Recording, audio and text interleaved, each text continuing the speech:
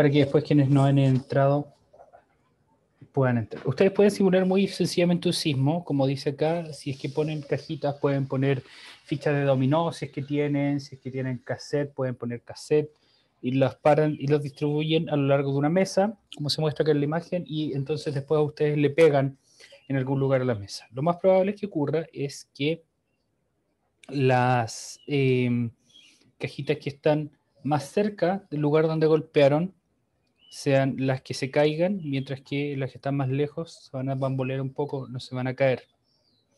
¿Por qué puede ocurrir eso? Porque el movimiento que ustedes ejercen a la hora de pegarle a la mesa se va a ir disipando a medida que se vaya moviendo hacia afuera.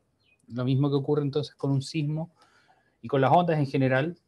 A medida que ustedes se mueven más lejos de donde se genera la onda, más tenue se siente. Por ejemplo, el sonido. Bien, el sonido se siente muy fuerte si es que ustedes se ponen cerca de alguien que está hablando, pero se siente cada vez más tenue a medida que se alejan. Lo mismo con la luz. Bien, las ampollitas, por muy brillantes que sean, si es que están muy lejos, no se van a ver tan brillantes. El mayor ejemplo de eso es lo que ocurre con las estrellas. Bien, las estrellas, por ejemplo, son muy, muy, muy increíblemente brillantes partiendo por el Sol. Y después todo el resto, pero se ven como apenas puntitos de luz en el cielo por la distancia a la que están. Entonces lo mismo va a ocurrir en el caso de los sismos, con las ondas sísmicas, a medida que nos alejamos de la fuente, se hacen cada vez más tenues. Bien, entonces, ¿qué necesitamos para registrar las ondas sísmicas?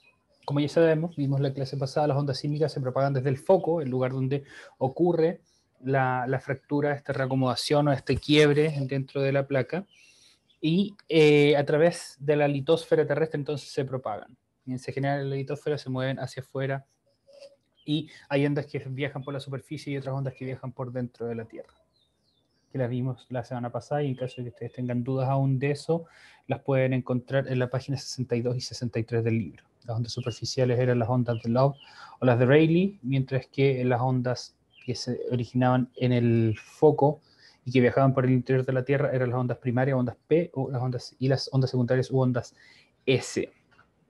Bien, entonces todas esas ondas pueden ser detectadas por estaciones sismológicas. Bien, como dice acá, para detectar el lugar donde estas se generan, donde se generan las ondas sísmicas, el epicentro y luego el hipocentro. El epicentro es el lugar que corresponde a la superficie y el hipocentro es el lugar donde efectivamente se genera la onda. Es necesaria una red de al menos 3 estaciones sismológicas. A partir de los datos aportados por cada estación, es posible aplicar el método de triangulación y de esa manera determinar el lugar de origen del sismo. Bien, en este momento yo les voy a explicar muy rápidamente cómo funciona este sistema de triangulación. Vamos a cambiar de acá a compartir pantalla, vamos a ir acá a un gráfico y vamos a poner aquí una sola persona. Bien. Cada punto de estos va a ser una persona que va a estar en el punto 2,2. Ese punto rojo de ahí, ¿lo ven bien?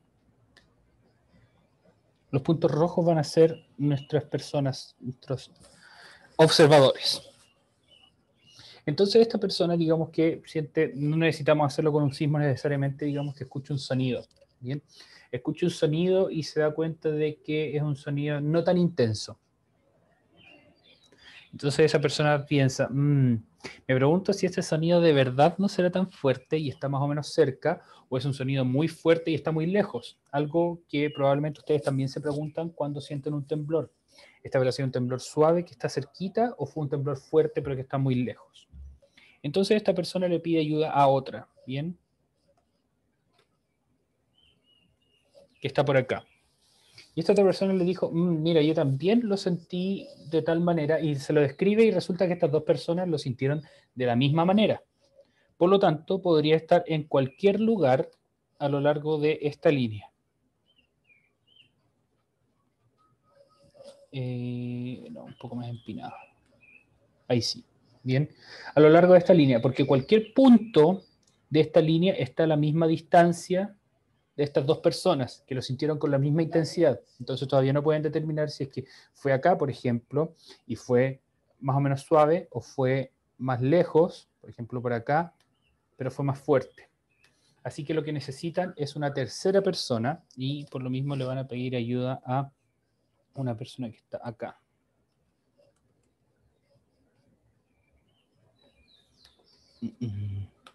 Ahí, para que no quede dentro de lo mismo. Y esta persona le dice, no, en realidad sí, esto se sintió realmente fuerte, así que muy probablemente el temblor haya sido más bien por acá. Por supuesto que esto no se hace con conceptos tan vagos como se sintió más o menos fuerte, más o menos suave, o más largo o más corto, sino que se hace con números, se cuantifica. Y ahora vamos a ver justamente eso. Así que volvamos al libro de clase. Ah, bueno, y se llama triangulación porque estas tres personas, o tres observadores que tenemos acá, forman un triángulo. Y necesitamos tres para poder determinar más o menos bien los parámetros del sismo. Al menos tres, si se le ponen tres es mejor. Bien, por eso se habla de triangulación. Eso también pasa cuando ustedes encuentran su ubicación en mapas con GPS. También ocurre porque hay una red de satélites que está alrededor de la Tierra que les va a indicar la posición en la que están. Bien, entonces, ¿qué va a jugar en cuenta? ¿Qué va a determinar, ayudarnos a determinar cuál es el epicentro y cuál es el hipocentro? Que lo que típicamente se indica es que un sismo tuvo epicentro con tal intensidad en tal lugar y tuvo una profundidad de tanto, que eso es, nos dice entonces el epicentro y el hipocentro, ayuda la diferencia entre las distancias y los tiempos detectadas entre las ondas S y P. Y eso nos permite localizar el lugar de origen del sismo. Recuerden que las ondas P es la más rápida y la onda S es la más lenta, como habíamos visto bien la clase pasada. Vamos a ver aquí repasarlo. No, perdón. La onda S es la más rápida, la onda P es la más rápida y la onda S va después de la onda P. Bien, son ambas ondas que viajan por el interior de la Tierra. Entonces, como tenemos una onda que viaja más rápido que la otra, la que viaja más rápido va a llegar antes y la que viaja más lento va a llegar después. Y ya sabemos más o menos a qué rapidez viajan. Entonces, midiendo la diferencia que hay entre esas dos, podemos detectar a qué distancia estamos del sismo. Muy parecido a lo que se hace cuando ustedes, si es que ven un relámpago en el cielo, pueden determinar a qué distancia ocurrió cuando después ustedes escuchan el trueno. Bien, el trueno es el sonido sonoro, el relámpago es el sonido visual, y la diferencia la diferencia de tiempo, perdón, entre que ustedes ven el relámpago y que ustedes escuchan el trueno, lo pueden convertir, sabiendo cuál es la velocidad del sonido, a distancia, para saber a qué distancia ocurrió ese relámpago. Entonces, al interior de cada estación sismológica se encuentra un instrumento que se llama sismógrafo, que se llama así porque pone en un gráfico la actividad sísmica. Por eso, sismógrafo. El que permite hacer un registro gráfico de un evento sísmico, como yo les conté. Bien, a medida que un sismo se desarrolla, una aguja marca sobre un tambor móvil los cambios en las vibraciones. Bien, entonces esa es la versión antigua, tenía un tambor de papel que va girando y luego una aguja que se mueve cuando tiembla. Puede parecer precario, pero es de hecho una tecnología que funciona bastante bien. Los sismógrafos actuales usan una memoria digital en lugar de un tambor. Bien más amigable con el medio ambiente y quizá también más confiable. Entonces un sismógrafo registra una actividad como esta. Bien, el registro gráfico de un sismo se denomina sismograma. En las primeras ondas en ser detectadas son las ondas P, luego las ondas S y finalmente las ondas superficiales. En esta parte que ustedes escuchan el ruido de un temblor son las ondas P y las ondas S. Y como les había dicho antes, a partir del tiempo transcurrido entre la primera onda S y la primera onda P, o sea, cuánto es el tiempo que pasa entre estos pics de emisión, se puede determinar la distancia entre el epicentro y la estación sismológica. Y finalmente,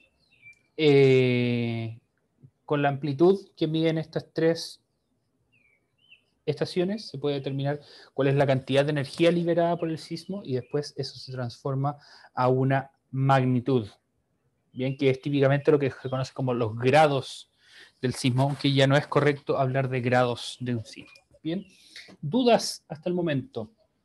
con respecto a esto, con respecto a las cosas que hemos hablado. Yo por mientras voy a buscar una aplicación en nuestro teléfono que podamos usar para esto. Creo que la tengo. Sí, la tengo.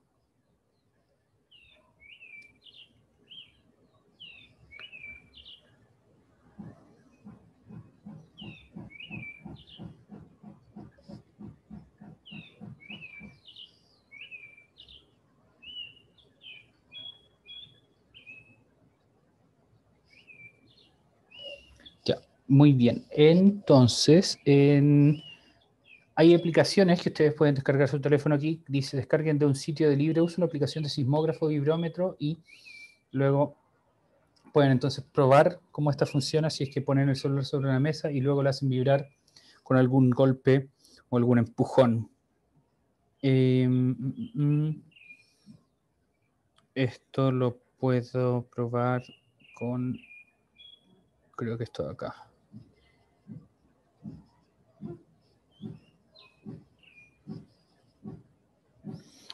No, este es el espectro, perdón.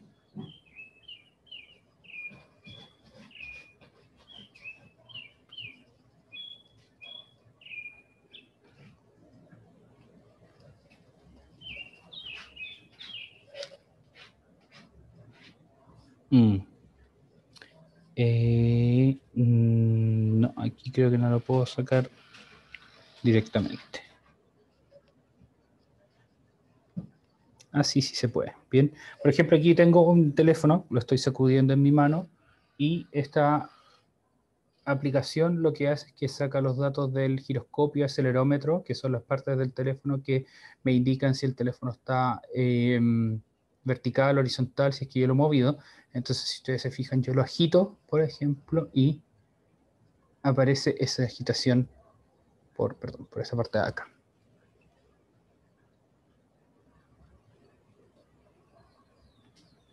Qué entretenido. Bien, aquí había una pregunta. Bien, profe, una consulta. ¿Qué debe tener una casa para resistir un terremoto? Muy buena pregunta. Una casa no mucho. Bien, una casa es importante que esté construida de un material que sea lo suficientemente sólido para que aguante, pero que sea también flexible, cosa de que cuando se mueva no se resquebraje. Bien. Y que estén bien construidas, bien armadas las paredes, cosa que no se vaya a caer una. En el caso de un edificio es un poquito más complicado porque ahí tiene el movimiento puede hacer que la parte de arriba se bambolee mucho y ahí entra en juego de manera muy importante las construcciones antisísmicas. Yo creo que vamos a tener tiempo ahora al final de la clasecita para ver un poco de eso. Bien, ya. Entonces, ¿cómo se mide un sismo? Para medir la energía liberada por un sismo se emplean las escalas de magnitud sísmica, que son principalmente la escala de Richter y la escala de magnitud de momento sísmico. La escala de Richter es lo que ustedes típicamente escuchan como este temblor con una magnitud de tantos grados Richter. En la actualidad la más utilizada es la segunda, la magnitud de momento, debido a que, a diferencia de la escala de Richter, no se satura para sismos de gran magnitud, sobre 8 grados, y además es más precisa para sismos de baja o alta magnitud.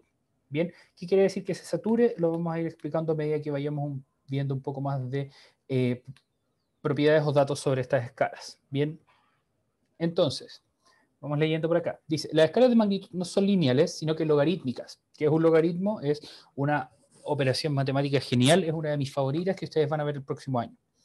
¿Qué quiere decir esto? Que un sismo de 4 grados de magnitud no es el doble que un sismo de un sismo de 2 grados, sino que es más de 1000 veces mayor. Típicamente las cantidades que nosotros que consideramos, perdón, como el doble son que avanzan de 2 en 2. Bien, por ejemplo, una persona es el doble de grande de otra si mide una vez más, bien, o sea, tiene el doble de medida y por lo tanto la altura es una escala lineal. Sin embargo, la escala de magnitud no es una escala lineal porque ustedes hacen un avance y ese no es un avance aditivo, sino que es un avance multiplicativo. Muy, muy bacán ese concepto. Entonces, aquí hay, por ejemplo, una comparación entre cuánto es la energía liberada por un sismo, que sería el área de estos distintos círculos, y su relación con la magnitud. El terremoto de Haití de 2010, que dejó la escoba en ese país porque no es un país que está muy preparado para los sismos y aparte porque la mayoría de su población vive en condiciones extremadamente precarias, fue solamente de magnitud 7.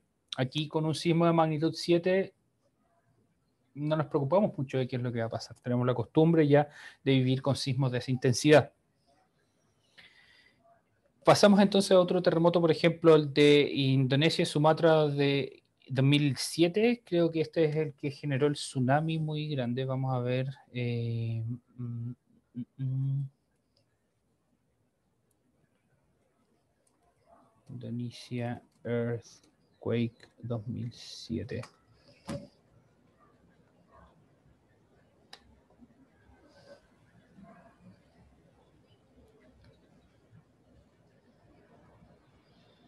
No, no es el del tsunami. Si ustedes vieron la película de Lo Imposible, ese es el terremoto del 2004. Sí, ese fue el terremoto del 2004, no el del 2007. Bien, pero fíjense, es una diferencia de 1.5 en magnitud, pero el área de este círculo, que sería el cuarto de los más chicos, es bastante más grande que el otro. Yo diría que debe ser, no sé, varias veces más grande. Perdón, soy malo con los cálculos aquí al ojo. El terremoto de Chile 2010, que ya hablamos extensivamente de eso, fue de magnitud 8.8. Es el terremoto más devastador registrado en Chile luego del de 1960. El año siguiente a eso, un terremoto en Japón, magnitud 9, generó una tsunami más devastadora en la historia de Japón, que de hecho desgració bastante una planta de energía nuclear, que lo ha hecho también uno de los más peligrosos. Y finalmente el sismo más de mayor magnitud registrado en la historia también ocurrió en Chile en el año 1960 en Valdivia, 9.5 en la escala de magnitud de momento. Fue algo completamente devastador. Bien, entonces, ¿qué pasaba con la magnitud, con la escala de Richter? Estas escalas transforman la energía liberada en una cantidad de grados que nos dice qué tan intenso es el temblor, pero en un punto ustedes aumentaban la energía del sismo, pero la escala de Richter se mantenía más o menos constante. Eso quiere decir que algo se satura. Lo mismo pasa, por ejemplo, con el agua. Si ustedes quieren tomar un agua o un té y lo quieren dulce, le echan azúcar. Si lo quieren absurdamente dulce, pueden echarle azúcar, echarle azúcar, echarle azúcar y lo van a revolver. Y ustedes pueden hacer la prueba. Incluso va a llegar un punto en que ustedes, por mucho que lo revuelvan, no van a poder diluir todo el azúcar y se va a acumular un poco el fondo. Eso quiere decir que el líquido está saturado. Y lo mismo ocurre en este caso. Por más energía que le agreguen al sismo, no va a aumentar su grado, así que llega a un techo, por decirlo de alguna manera, y ahí entonces es donde se reemplazó la escala de Richter con la escala de magnitud de momento sísmico. Sin embargo, hay una escala que está más basada en qué tan fuerte se percibe un sismo, y esa es la escala de Mercalli. Bien, una forma indirecta de medir un sismo, como dice acá, esta sería la página 71 de su libro, es a través de los efectos que este tiene sobre el terreno y las edificaciones, y qué tan fuerte se siente. Esto se logra mediante la intensidad, en vez de la magnitud, se habla de la intensidad en este caso, cuya escala de medición es la escala de Mercalli modificada, MM, la que depende de factores como la distancia del epicentro, la profundidad del foco, el tipo de terreno, como vimos en la clase pasada en una de las simulaciones, el tipo de terreno también ayudaba porque había unos lugares donde las ondas de la superficie se atenuaban, otras donde se hacían más intensas, y la calidad de las construcciones. Esta escala consta de 12 grados y estos se detallan a continuación. Bien, estos, a diferencia de los anteriores que se miden en números arábigos, o sea, los números normales que usamos, estos se miden en números romanos. Bien, magnitud 1 de Mercalli solamente se registra por instrumentos, magnitud 2 a 3 apenas perceptible, magnitud 4 a 5 percibido con claridad, se desplazan objetos ligeros. Bien, 6 a 7 se desplazan muebles pesados y construcciones ligeras sufren daños. Entonces, lo que pasa cuando comúnmente se dice que un mueble caminó por el sismo, estaría entonces en este régimen de magnitud de Mercalli. Intensidad de Mercalli número 8, las construcciones experimentan serios daños, eso quiere decir que pueden rajarse algunas casas, partirse murallas, caerse techos, romperse ventanas, descuadrarse puertas, ese tipo de cosas. Número 9, hay derrumbes y se aprecian algunas grietas en el suelo, no quiere decir solamente en en el terreno, sino que en las edificaciones que hay en el terreno, bien, o sea, calles, veredas, entre otras. 10, gran parte de las construcciones se destruyen. 11, hay derrumbes, clavan puentes y se desplaza el terreno, o sea, comienzan a aparecer fallas en el terreno, se parte la tierra. Y 12 es destrucción total y puede cambiar la geografía del lugar, como pasó en el terremoto de Valdivia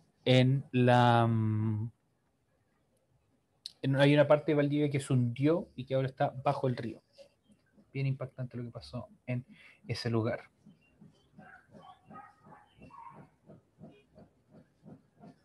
Si es que ustedes tienen la opción de ir para allá, averiguar un poco de qué más, cómo más se ve afectada la ciudad con el terremoto. Bien. Entonces, la primera parte, la energía que libera un sismo que se mide con la magnitud, es algo propio del sismo. Eso quiere decir que el sismo tiene magnitud 9.5. Bien, y eso es independiente de dónde se mida porque es algo propio del sismo. A esto le llamamos intrínseco, que es propio de algo.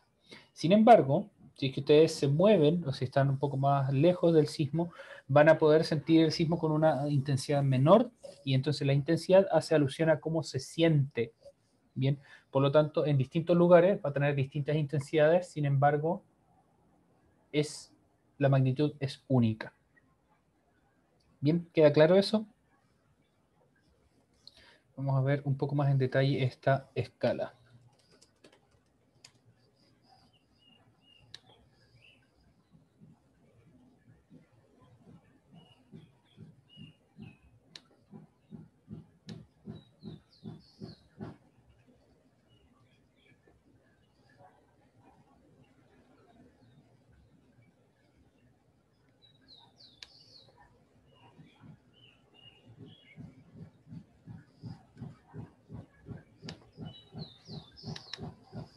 Entonces, si es que quieren ver un poco más en detalle la escala de Mercalli, hay una página, de hecho la página de Wikipedia está bastante buena para ver esto, que muestra en esta tabla la guía aproximada de los grados de la escala de Mercalli modificada.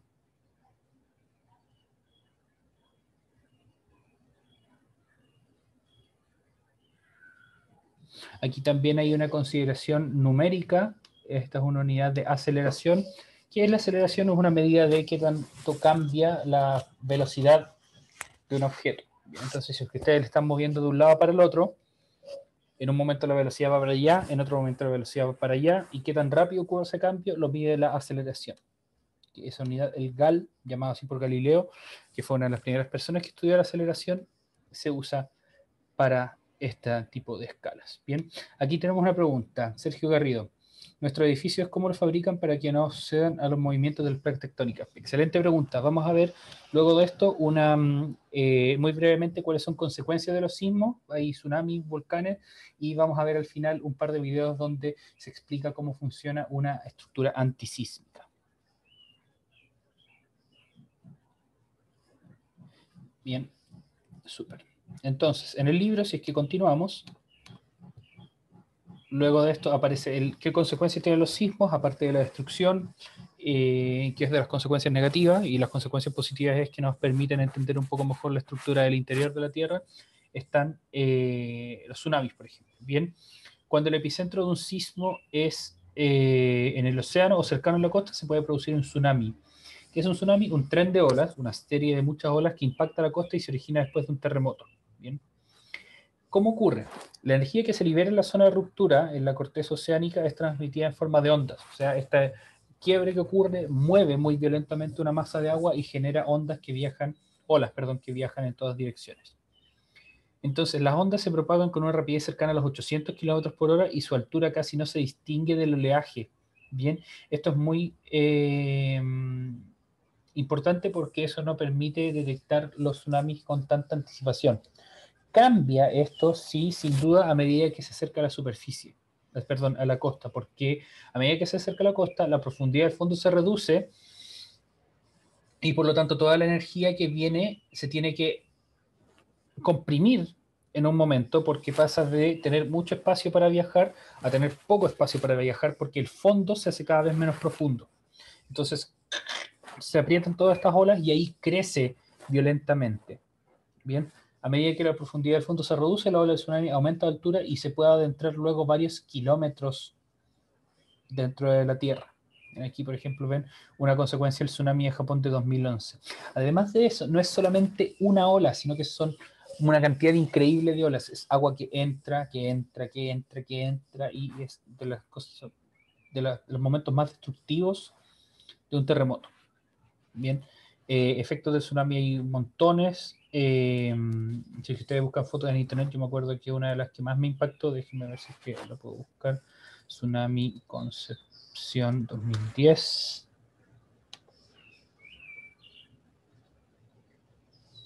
Son las fotos de este tipo, las muestro.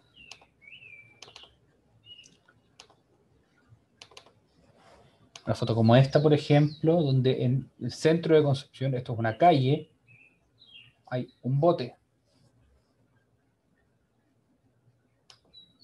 Bien, aquí nuevamente, un poco alejado de la costa, hay un barco. Que hay encima, por ejemplo, del muelle, esos barcos de acá.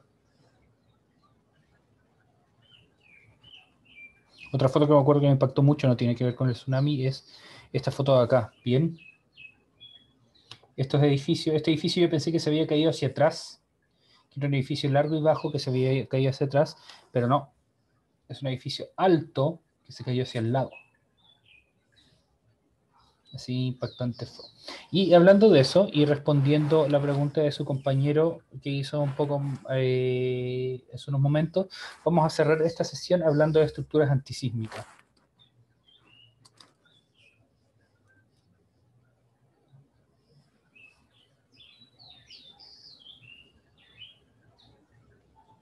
Bien, entonces aquí hay algunas animaciones que podemos ver.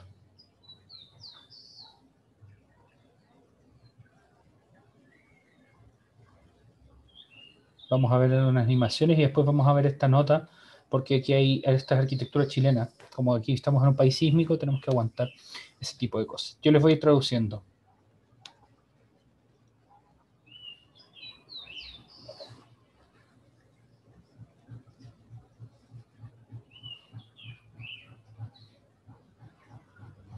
Bien, entonces imagínense que estén en esta ciudad, hay un sismo.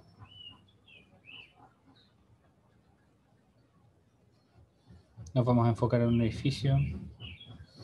Bien.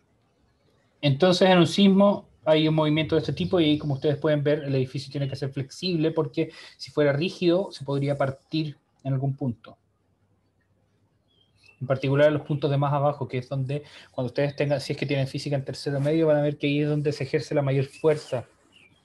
Y ese va a ser el punto de ruptura.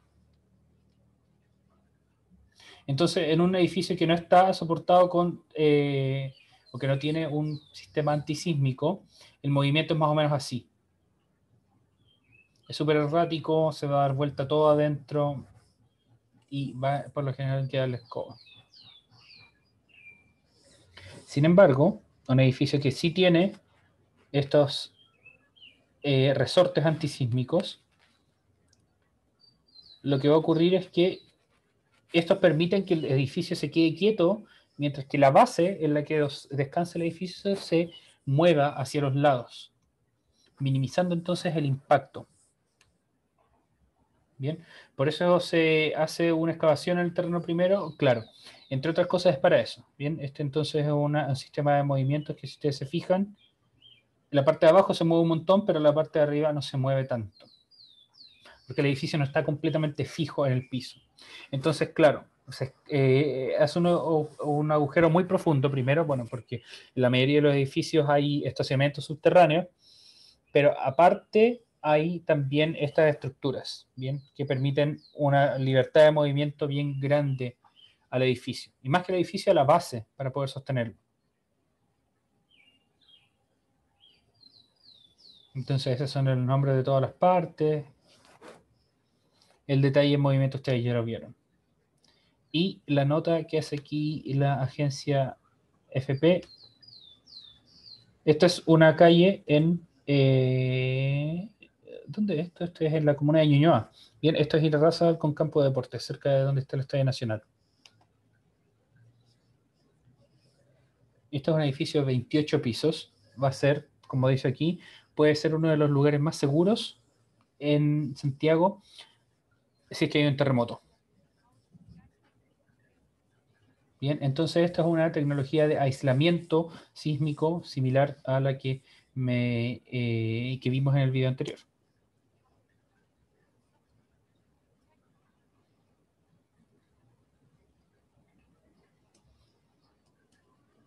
Bien, entonces, entonces, ¿qué es lo que ocurre acá? Pucha, esto está en español, pero doblado encima en inglés, así que me cuesta un poco entenderlo. Entonces, está explicando justamente el movimiento que vimos recién en la animación. Esto actúa de manera similar a cómo actúan los resortes en un auto, bien, los amortiguadores en un auto. Si es que ustedes, si en su casa hay un auto, ustedes pueden probar y los amortiguadores están buenos, se ponen por un lado y lo agitan, lo mueven un montón. Después de un rato, el auto lo van a soltar y muy rápidamente el auto se queda quieto, porque tienen estos amortiguadores que lo que hacen es absorber ese movimiento. Lo mismo ocurre en este caso. Bien.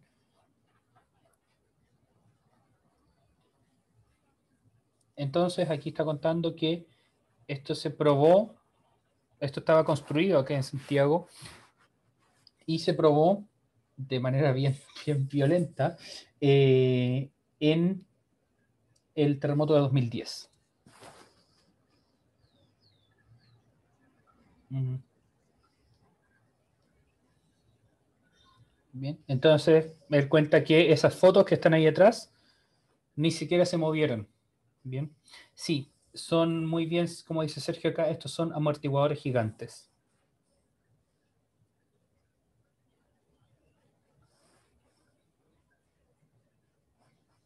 Junto con otros países como Estados Unidos, Japón y Nueva Zelanda, en Chile han desarrollado tecnologías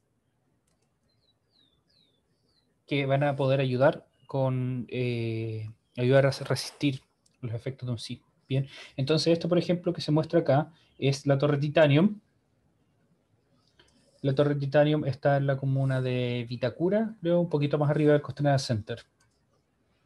Entonces tiene estas vigas en forma de X, ayudan a encauzar la energía de un sismo. Esa no es una Play 5, pero se parece.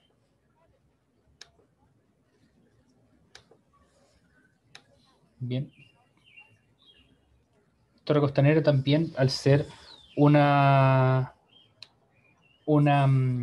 perdón, la Torre Costanera es el edificio más alto de América Latina y por lo tanto tiene que sostener la,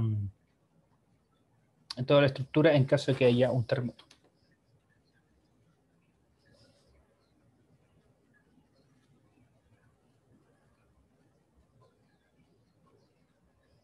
Bien, este arquitecto cuenta que la protección sísmica no es para proteger el edificio, sino que para prevenir que el edificio colapse con toda la gente adentro. Bien, al final el edificio cae y son daños materiales. Lo importante es no dañar a la gente.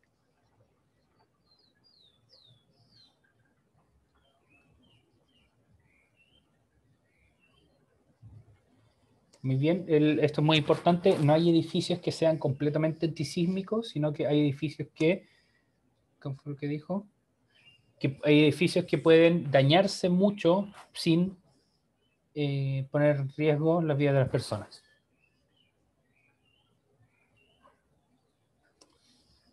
Bien, aquí hay otros videos que ustedes pueden ver. Vamos a ver si tiene subtítulos. Se los voy a enviar.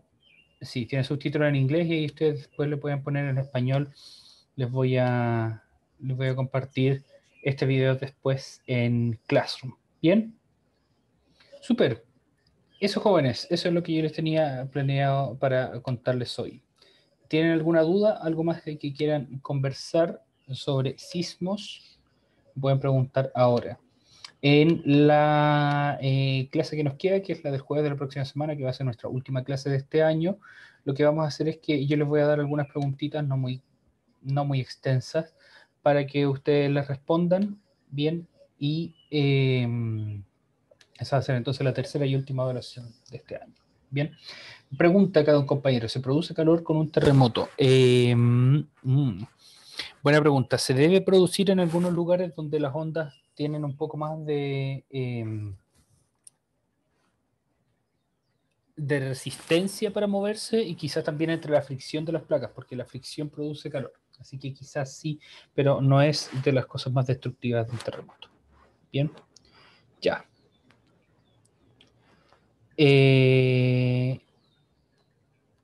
Entonces, dejémoslo hasta acá. Vayan a aprovechar su fin de semana y descansen. Cuídense mucho, que esté muy bien y nos vemos la próxima semana. Chaito.